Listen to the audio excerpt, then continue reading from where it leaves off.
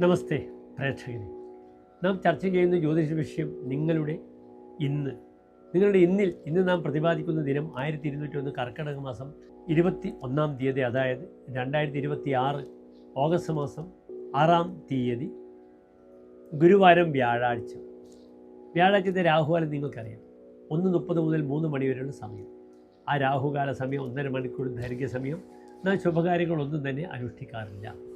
സൂര്യോദയം കാലത്ത് 6:18, അസ്തമനം വൈകിട്ട് 6:44. ഇന്നത്തെ തിഥി കർത്തപക്ഷത്തിലെ അഷ്ടമി തിഥിയാകുന്നു. ചന്ദ്രൻ വളരെ ദുർബലമായി വന്നുകൊണ്ടിരിക്കുകയാണ്. കർത്തപക്ഷത്തിലെ അഷ്ടമി വളരെ ദുർബലമായ തിഥിയാണ്. പക്ഷേ മുഹൂർത്ത പദവിയിൽ വിവാഹ മുഹൂർത്തത്തിന് കർത്തപക്ഷത്തിലെ അഷ്ടമി സ്വീകരിച്ചിട്ടുണ്ട്. കൃഷ്ണാഷ്ടമി, അത് ഭഗവാൻ കൃഷ്ണനുമായി ബന്ധപ്പെട്ടതാണ്.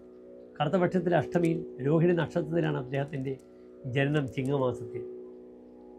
അതിനാൽ വിവാഹത്തിന് ആ ദിവസം നാം എടുക്കും. മറ്റൊരു വിഷയത്തിലേക്കും കർത്തപക്ഷത്തിലെ അഷ്ടമി വളരെ ദുർബലമാണ്. ചന്ദ്രൻ വളരെ ദുർബലമായി വന്നുകൊണ്ടിരിക്കുകയാണ്. ഇനി ഇന്നത്തെ നക്ഷത്രമാണെങ്കിലോ, ഇന്ന് ശുഭദിനമാണ്, വ്യാഴാഴ്ചയാണ്. പക്ഷെ ഇന്നത്തെ നക്ഷത്രമോ ഭരണി നക്ഷത്രമാണ്. ഒരു ശുഭകാര്യത്തിന് നാം സ്വീകരിക്കാത്ത നക്ഷത്രമാണ് ഭരണി നക്ഷത്രം. യമൻ, ഉദ്രാഹി, മുപ്പൂരം, തൃക്കേട്ട ഇവ 7 നാൾ. യമൻ എന്നാൽ ഭരണി, രുദ്രൻ തിരുവാതിര, അഹി ആയില്യം, പിന്നീട് പൂരം, പൂരാടം, പുരുരുട്ടാതി, അപ്രകാരം തൃക്കേട്ട. ഈ 7 നക്ഷത്രങ്ങൾ. വിതക്കിൽ വിളയാ ഭൂമോ യാത്ര പോകിലവൻ വരാ.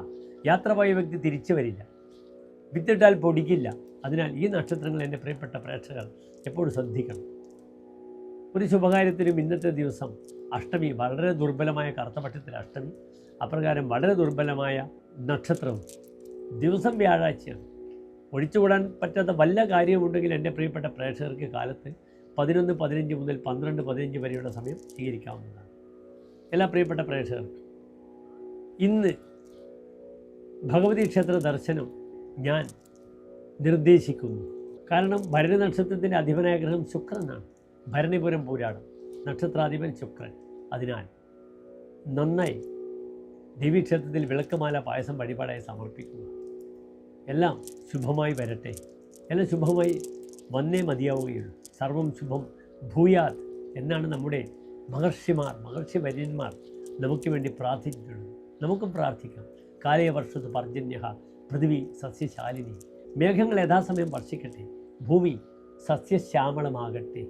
ഇങ്ങനെ പ്രാർത്ഥിച്ച് മുമ്പോട്ട് പോയ പൂർവ്വസൂരികളുടെ, മഹർഷിമാരുടെ നാടാണ് ആർഷഭാരതം. ആർഷം എന്നാൽ കൃഷി സംബന്ധിച്ചെന്നാണ്. കൃഷികളാൽ സംബന്ധിച്ചതാണ് ആർഷം. ആർഷഭാരതത്തിൻ്റെ ചരിത്രം അതാണ്. മറ്റുള്ളവർക്ക് വേണ്ടി പ്രാർത്ഥിച്ച മഹർഷി വര്യന്മാരുടെ രാജ്യമാണ്, രാഷ്ട്രമാണ് നമ്മുടെ ഭാരതം. നന്ദി, നമസ്തേ.